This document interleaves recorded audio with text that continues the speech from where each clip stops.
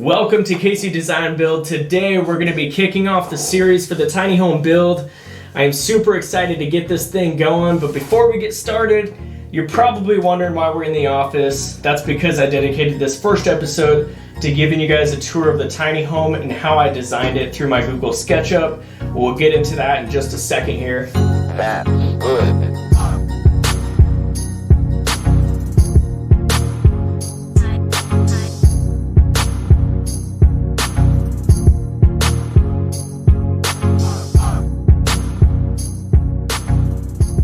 So yeah, welcome to the office. This is where all the magical things happen. This is where all of my design work happens. This is where I get super distracted and watch endless Joe Rogan videos on YouTube all night. So if you're not familiar with what Google SketchUp is, it is a 3D modeling software. It is super easy to use. A lot of contractors and designers use it for all sorts of different projects. And I highly advise that you guys consider using it too if you're going to be designing your tiny home. And make sure that you design the whole thing before you get started with the construction phase, because it just saves a lot of time knowing exactly what you're going to run into. So let's go ahead and jump right into my Google SketchUp. We're going to be breaking down the key components of the design process and the build. I'll show you guys right here. So one of the awesome key features of SketchUp is the use of layers over here. I've designed every phase of the project and saved it to specific layers. This makes it easier for bidding out how much of the materials that you need and figuring out the cost of every phase of the build. But for starters, let's go ahead and get rid of all these and start fresh here with the trailer. There's lots of layers here. This is the exact trailer that I've already purchased for the home, and what is super neat is that they have the exact dimensions already programmed into SketchUp. Now, not to get too much into detail about the features of SketchUp, but there's a tab up here. I believe it's under Window. Here it is, 3D Warehouse, where SketchUp users can share their designs to the SketchUp community that they have created. And Iron Eagle, the company that I bought the trailer from, has already programmed their trailers through the 3D Warehouse. These trailers are specifically made for tiny homes. That's what makes it cool about the Iron Eagle trailers, is that everything is set up. There's a lot of specific elements to the trailer that make it easy for building. But yeah, you can download this.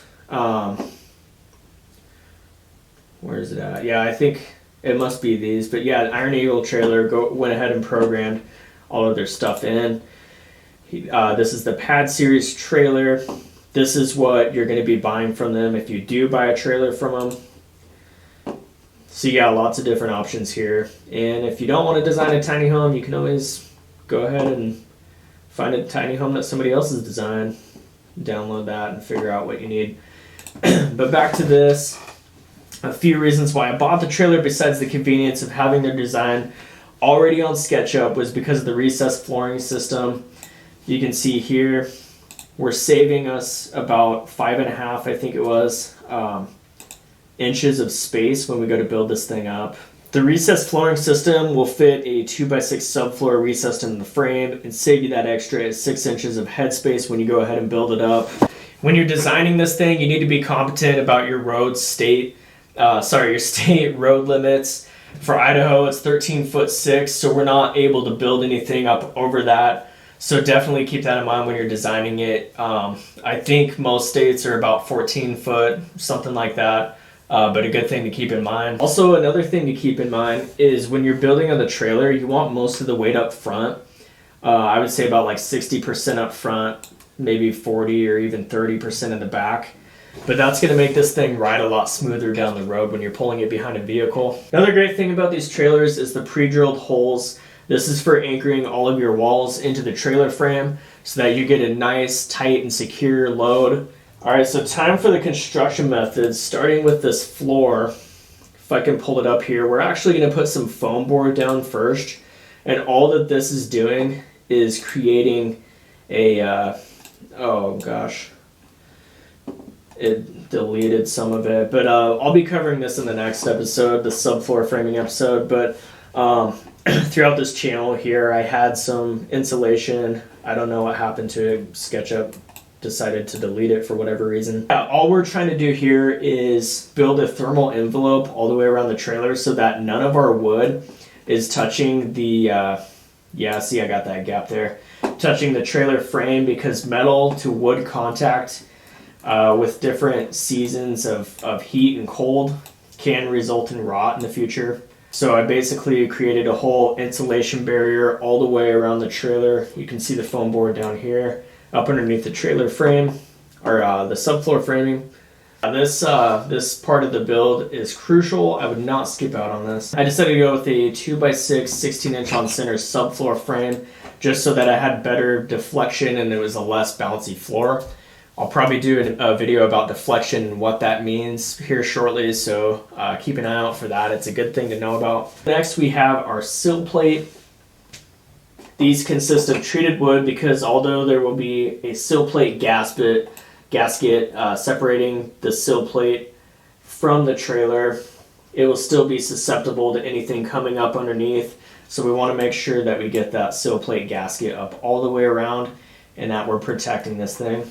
And if you guys are already lost with some of these terms and stuff, I know it's a lot to absorb right in the beginning, but stick around for all of the videos when I'm actually constructing this thing. I'm going to be super thorough about what everything means, and I'll clarify what a lot of these terms are once I get to that point. All of these joist bays will get some insulation in them, most likely some R30 insulation, and then we'll go ahead and put a vapor barrier up over the top, probably a 10 mil plastic. So for our wall framing, let's get that pulled up here.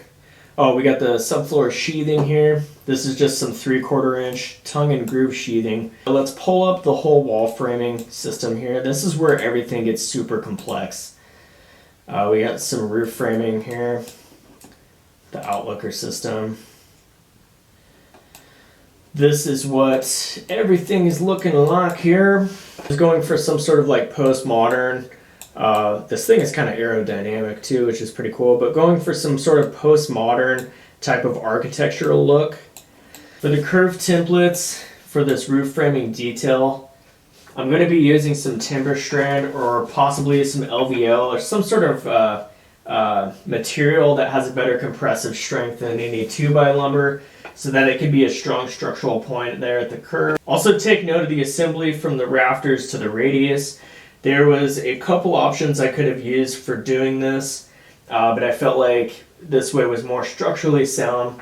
The other way I could have done it was to cancel out this beam and just sister on some plywood gussets onto the sides of the rafters going down to the radius pieces. But I felt like hammering off the beam was a more efficient way of doing this.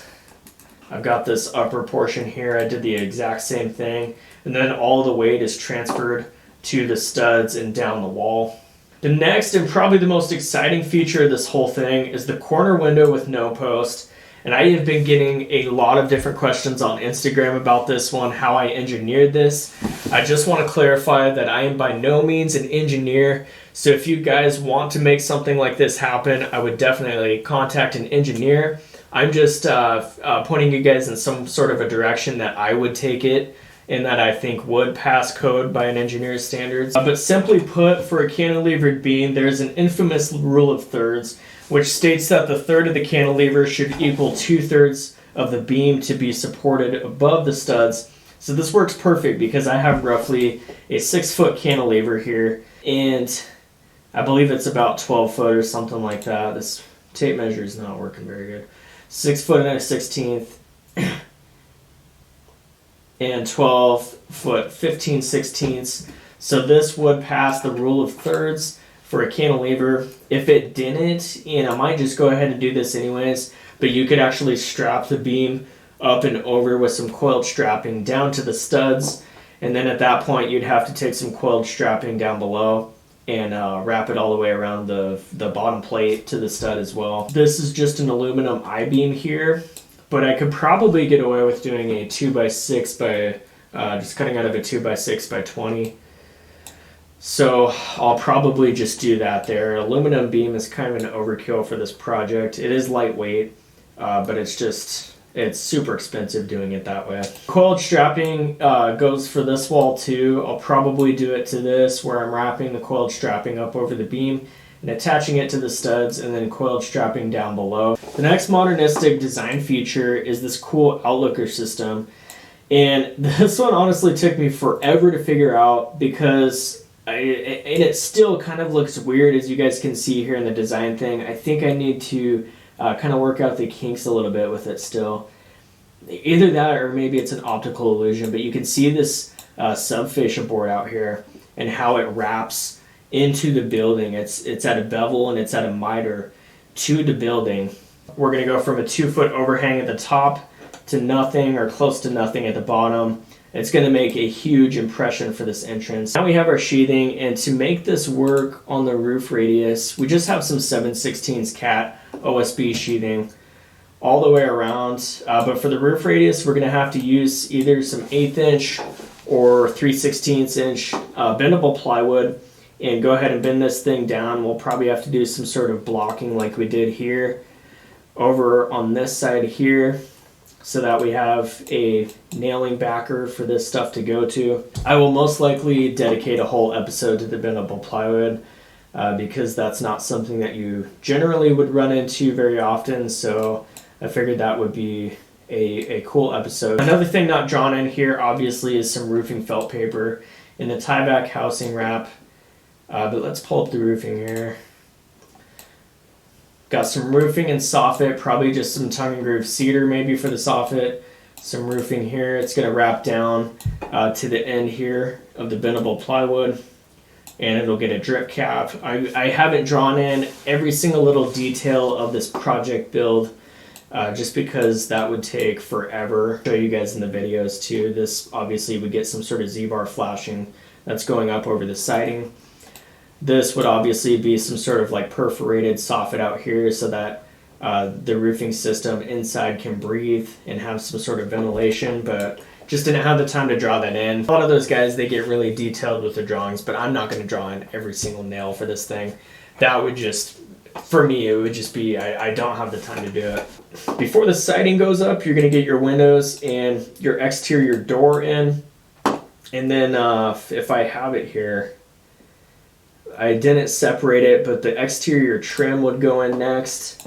And then the siding, I'm thinking about using some sort of like James Hardy smooth cladding panels or something for the siding. Haven't made up my mind yet. I'm still a little bit of ways away from figuring out a lot of the finishes for this thing. Not sure if I can get away without doing a rain screen for it, because I know that for James Hardy products, you should have a rain screen if you're doing like that open joint cladding panel system. But we'll get to that when we get there. And we have our electrical up next. Maybe, maybe not. Oh, it's under appliances and furnishes here. 2 exterior lights, an exterior outlet. Bring you guys inside here, and something's going on with my flooring here. Where are we at here? Let's hide the subfloor sheathing here for a second, but I wanted to do some marble epoxy floors, which I thought would be so sick, especially for this build because it's more of a modern build. You guys probably shouldn't be doing drywall into a tiny home. I don't know if you've heard already, but if you do that, there's a high possibility that just because of all the havoc that it's going to be experiencing when you bring this thing down the road, it can actually crack a lot of those drywall mud joints. So I would stay away from doing any sort of drywall. Instead for this, we did some plywood and some wallpaper. We have our doors in here, appliances, little couch here, little TV up there. Life is good. So thinking about doing some aspen or some sort of cool, oh my gosh, we're missing a light here. I was in the process of getting I went through like 3 or 4 laptops in the last month. So I was like transferring all these files to every single laptop, and like every single one was missing some sort of component or something like that. So I'm just like, yeah, right there you can see a missing light, which is wonderful. All right guys, so now that you've had an actual tour of this thing in my SketchUp, it's time to give you the full tour of how to build this thing. The next episode, we're going to be doing some subfloor framing, so stick around for that. So make sure that you guys subscribe to this channel, and if you liked this video, the like button is there waiting for you. I will see you guys in the next episode.